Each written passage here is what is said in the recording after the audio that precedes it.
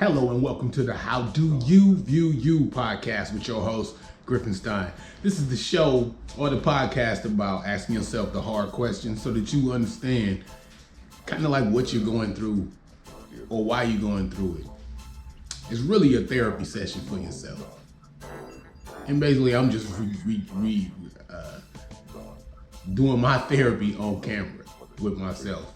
And you know what? Maybe that's what I'm gonna say from now on. This is just me doing therapy by myself about stuff going on in my life, and maybe you can ask yourself the same questions. You know, no fear here, no judgment, because you know you got to deal with what you got to deal with. Today's show is about pain. So I didn't really put it on because I didn't really put it on social media because, you know, I'm just not that kind of a person. And I don't think of it as a bad thing that other people put, you know, laying in the hospital and man, I'm barely making it, but I love y'all prayers and that. I mean, I don't see nothing wrong with it. I just don't do it. I feel like it's some kind of a thing for attention. And you know, a lot of us don't have a lot of attention, so you know, we get it where we can get it from.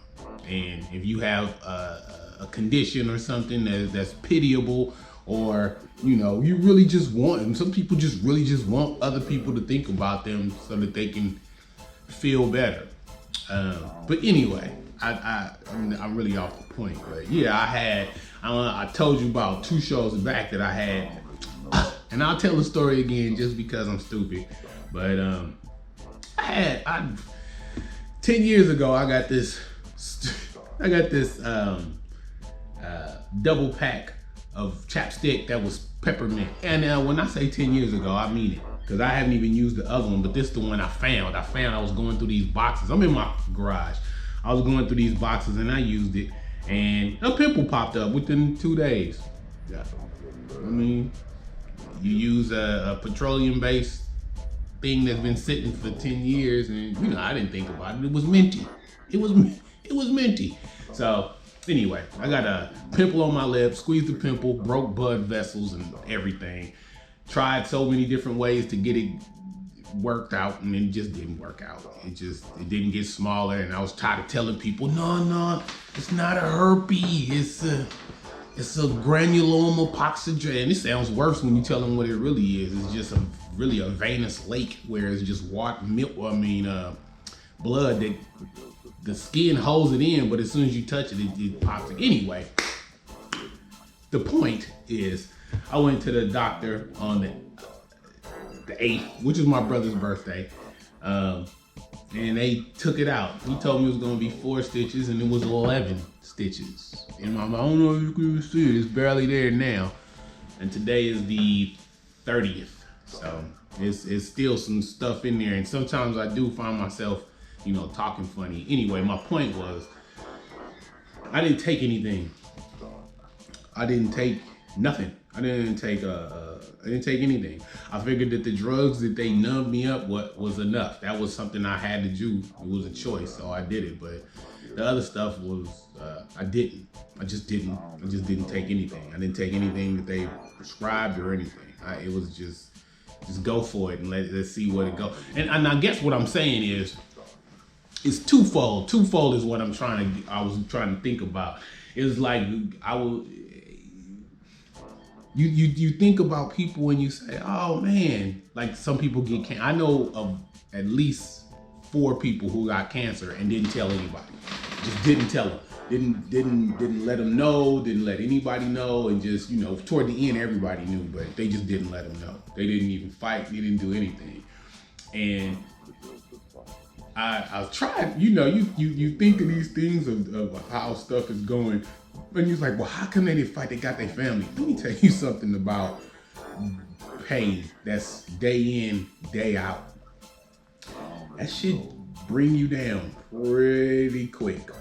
And you know, I had the choice. Like, I didn't have any pills in the house, but I could have just easily just drove up, and got some ibuprofen and took hell of them. But I didn't. And I'm not a hero because of that. I'm not nothing. In fact, some people will call me stupid. Like, why would you go through pain that you didn't have to?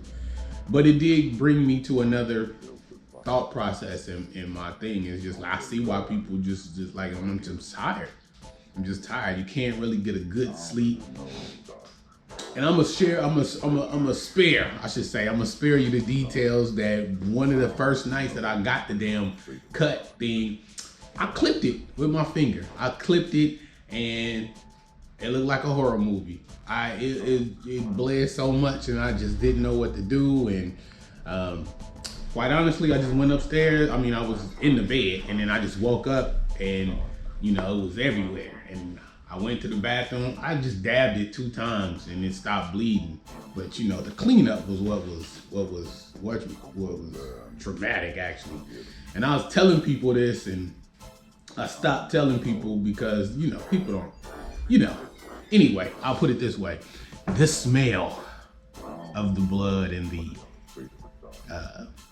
stickiness and that fucking smell, boy, and the humidity of everything, it just brought me right back to like Easter Hill. It just like instantly, like when I was a kid and all of the stuff that was going on, and it just instantly brought me back to that. So I was depressed for a little bit and I couldn't figure out exactly why. But I'm sorry, and Easter Hill is a housing project. I don't even think they call it that anymore, but it's a housing project on 26 on the south side of Richmond. It was rough. I was trying to tell people, little things about it, but it was rough. It was we were sent into a war zone. Not just us. I mean, it had to be across the nation. It was the 90s. I graduated in 92. Actually, this is the 30th year that I graduated. I don't know reunion. It's a reunion. I don't think I'm going. I think I bought a ticket though, but I knew I wasn't gonna go. But yeah, it just brought me back. So it's a cumulative thing, and that was the one thing is why people in pain maybe just give it up, because it is and it's nothing anybody else can do. Unfortunately, there's nothing anybody else can do. So it's a depressing state. I'm gonna leave it at that, and I'm gonna just leave it at that because it was rough for me. But like I said, I could at any time I could have just stopped it, the pain. But the ice, I iced it. I just started icing it, and then the ice got it down. I just was scared to put water or anything on the stitches because I thought they would, they supposed to dissolve, they dissolved. Anyway, I'm good now. It's a little numb in the inside still, which is kind of scaring me, but whatever. Nothing is nothing. So, whatever. I might post some pictures of what it looked like swell up, but that's not my thing. My thing is really just to talk about the pain aspect of it and how, some people do go through pain and you just don't know. And you just can't gauge it until you in that kind of constant pain. I mean, it doesn't even have to be like a life-threatening pain. It's just a pain that you have every day. And this shit just wears you down. You can't focus, you can't do what you want to do. You just really want to sit and be quiet. And then when people say, man, tell me what's wrong, and you're like, I can't, my mouth is hurting. And so the pain is just that, and it becomes a mental thing also. So, my moral or my lesson from this is, find a way to focus in pain. Or just get the pain out. And am I better or something or worse? I mean, I did what I thought it was right. And I'm not a tough guy by any stretch of the imagination. So please believe me, if it would have got hot in there or anywhere where I couldn't even, it only lasted 3 days. I'll put it that way. It only lasted 3 days. So I was good. And anyway, the damn lesion is off. I don't know if you can see it. You don't want to see it anyway, but. And the funny thing is, I talk funny now. Like I said, sometimes it's still. Now he cut a lot. Like that could be my story, but I don't want to scare nobody. But yeah, I went in there. It was local. You know, I went to City of Richmond, not City of Richmond, but I went to Kaiser of Richmond, and they, you know, they talked you through it, and the whole time the part that hurts the most is actually the numbing, where he shoots, because that's the thing that is done with no nothing.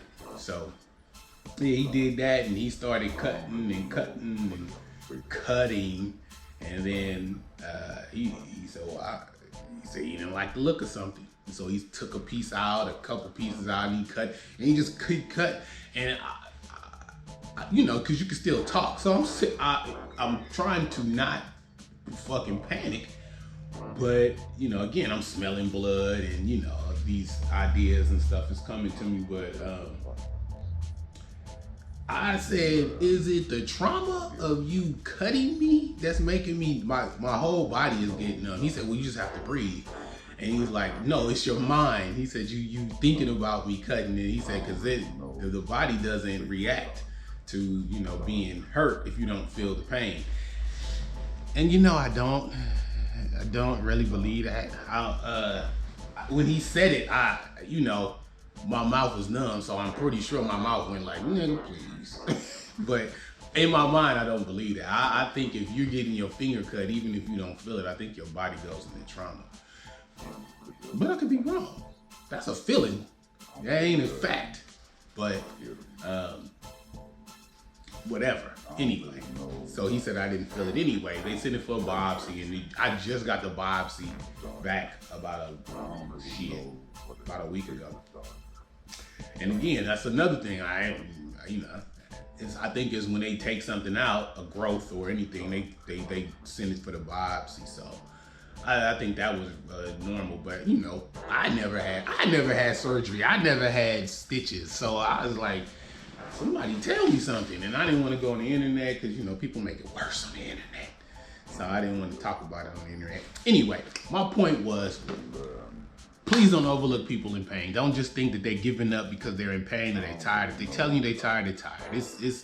And you know, I'm thinking of cancer, but it could be other things. It could be something's wrong with their feet, hands, or anything. It could be anything.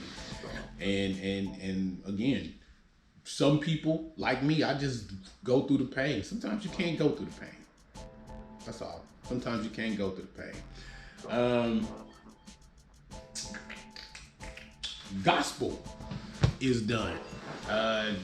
Shout to Phil Hinnon. He did the mixing and the mastering for it, and it's done. And it should be released. It will be released on Halloween. We're doing a Halloween release like every year, and I'm actually proud of the album. It came out good.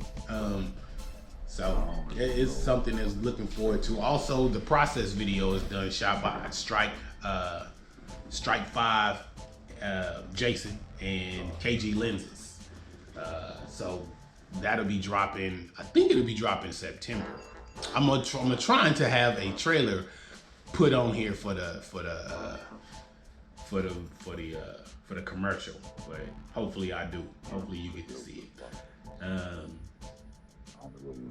Yeah, I'm trying to. So the whole time where I did all of that, I'm trying to. What is the word? I guess I'm trying to put my life in order in a better way. So I'm finna get rid of a lot of stuff, and you know, once you feel like you just don't want to waste your time on certain things. So I guess the art of storytelling, it was the story of the thing, but I really don't want to use that story. But it was a story, and you know, I really just, it didn't have a moral to it. Because it wasn't nothing, you know, quite honestly, it was now that I think about it, it was almost cosmetic, because it was just something that was a growth on my lip, and I wanted it gone because I was tired of, you know, dealing with it every day and it bleeding and stuff. So I don't know if I just had cosmetic surgery or what, but it was in my way, and then this hurt a lot. So I could give you a update on what's going on with 11 and everything Dark Network, but quite honestly, I've been I've been kind of lacking that the lip thing, and then it's just, it's funny how just a little bit of stuff in the wrong way can make you really just reconnoiter, like try to reconnect and do all of these things with different parts of yourself. It's just a lot of little things, like stupid shit. The DMV coming, like all of them coming at once. There's a hole that keeps springing up in my water line between the house and the water meter, and Amazon is here, and it's just so much traffic over there, and it just shakes the whole house. So the people, the HOA, are saying it's my fault, so I have to fix it, but it's their ground that's pulling my. Anyway, it's just little things that you can't control. The Cadillac, I'm just tired of it. Everybody think I got money because I got the Cadillac, and I really like the car, but eventually it's gonna be some times where I'm not gonna be able to. I'm gonna just tell you this. It's due for brakes within the next, I guess he says 6-7 months, because I don't really drive it that much because I don't have to drive to work. They want $6,500, $6,792 for front and back brakes. And I know it's people that can do it, but I would have to go buy the brakes anyway for front and back, and they still want $1,300 for the front and $1,300 for the back. So the fact that they charging me that much for and a tower, and if you change one, you might as well change them all. A tower, shocks. If you change the shocks, so if you change one, you might as well change them all. Anyway, it's just a lot of stuff, and I'm trying to get to that simpler part in life. So that's what that part is. I didn't really have, like I said, the pain thing was the thing that was really pushing me. I don't know. You try to be the best person you can be at all times, and pain stops that. Pain puts that in a different perspective. But I still got out and I did what I had to do. I went to the Making Waves. They did a 5K run. I ran a 5K. Well, I walked a 5K fastly. Okar had an event where everybody showed up and showed out, and it was a pretty good showing.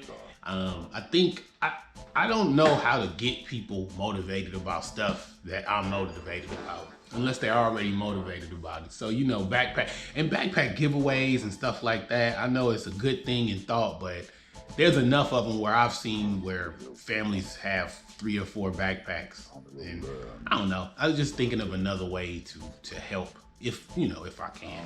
But so I was out and about.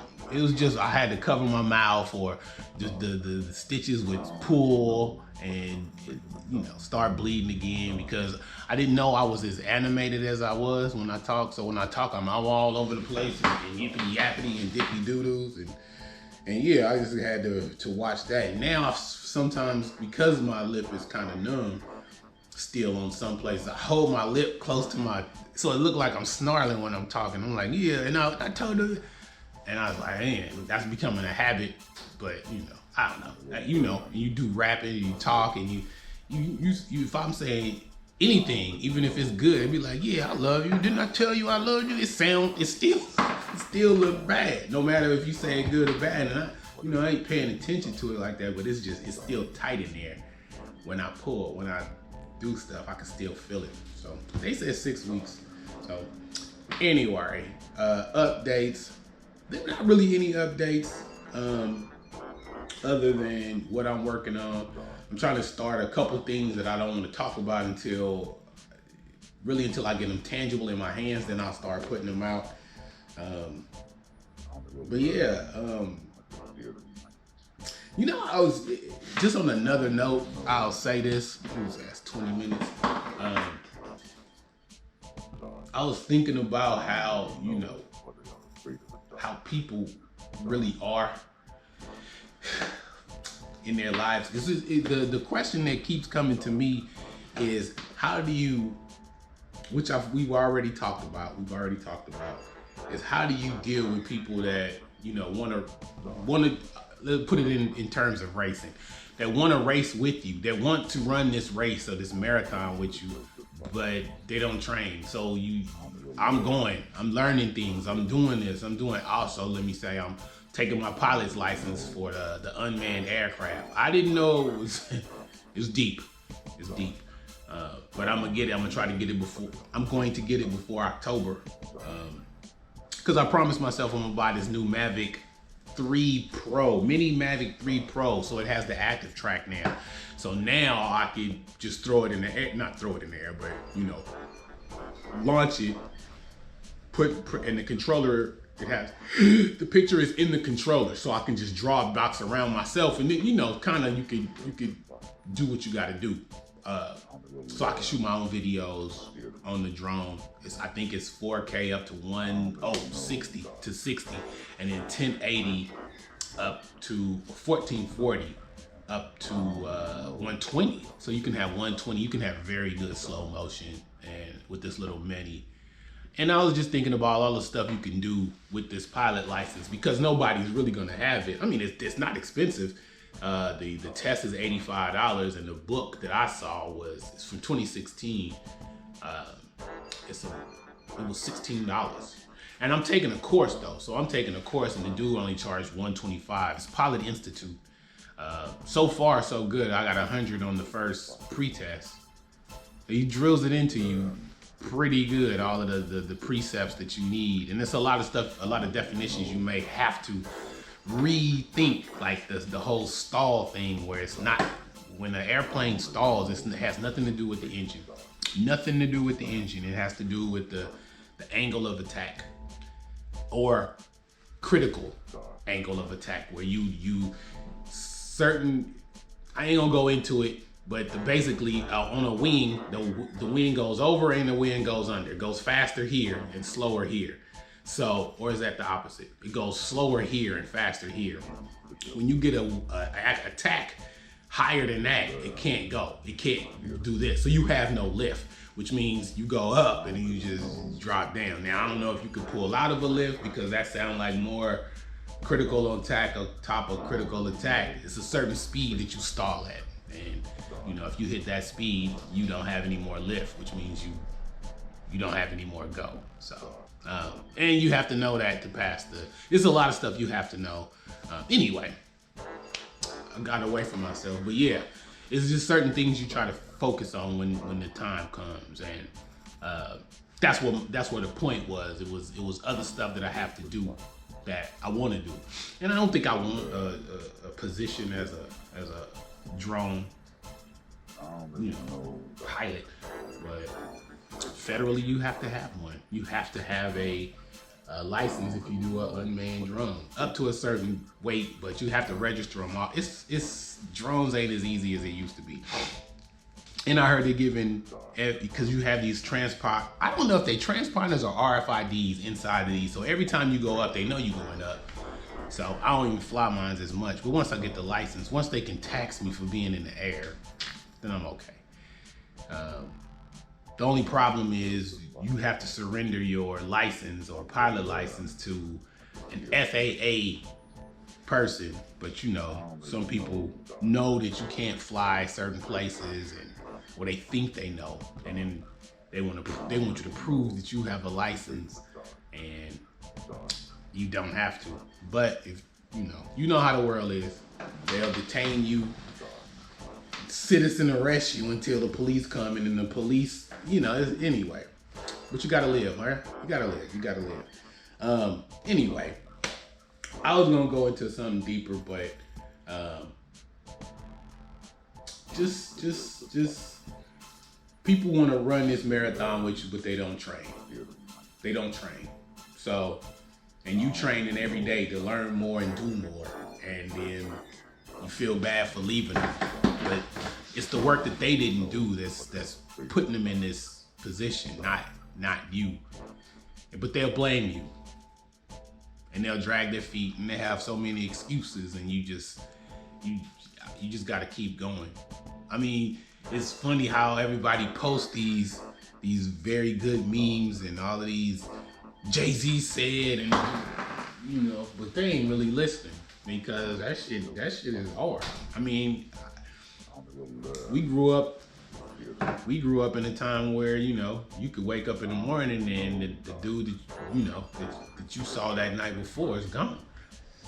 Whether it be jail or whether it be anything. So, you know, I'm not cold by nature, but, you know, it gets cold. It gets cold. So anyway, I don't know what I was going. I do know it. I'm not going to do that. So what I'm going to say is, just do what you got to do. If you are of a certain ilk where you just feel like you got to run, don't wait for people that don't wait for people that don't want you to run. Not because it's too fast for the group, but it's just too fast for them. Sometimes people that have you not do things because they're comfortable doing it. And then you just have to learn how to. I'm learning because it's a rough thing for me. I want everybody to do well, but I know people that, you know, do stuff to kill themselves every day and know it and don't care. But how you plan in the future when you killing yourself every day? That's a weird one, but I don't know. I don't want to leave anybody, but you know, you gotta do what you gotta do. Anyway, I ain't gonna go into it too much. It's just, you know, when I find out that, you know, it's more of a thing. It's crazy. It's more that I do all this stuff so that everybody around me can be independent, and I just end up with dependents. You know, with people that depend on me to do stuff, and if I don't do it, they like, well, man, this feels weird. I'm like, well, yeah, I know, but, you know, I've told you from the beginning that this is what I was gonna do. I was only trying to help people get started in their dreams, not be part, you know, of their dreams. So anyway, that's what we doing. That was your How Do You View You podcast with your host Griffinstein, with a little speech impediment, but it's gonna be all right. I have my cousin on next month for the month of September. Jami Technology. I think y'all gonna like that. I haven't had a guest in a minute. It's just too hard to keep people. Everybody was scared of COVID and everybody's scared of the monkeypox. Oh, not monkeypox, it's called mpox because they say monkey remind everybody of black people. So, all right. I'll catch y'all later, and I appreciate the people that rock with me and the people that start to pay attention. What I will do though is I'm going to have to start writing the show, because I got some other stuff I want to start doing in the show, and I was going to make a whole nother show for it, but I think it comes to the point where it can't be about views. It can't be about, you know, me trying to get money out of the thing, because I realized that, you know, sometimes me just talking, even though I'm not talking to anybody, and even though I do edit it, I edit this, so it helps. It helps, and I probably need a fucking therapist, but as of right now, I just feel like they would get in my way. Anyway, thank you, honestly, and next one.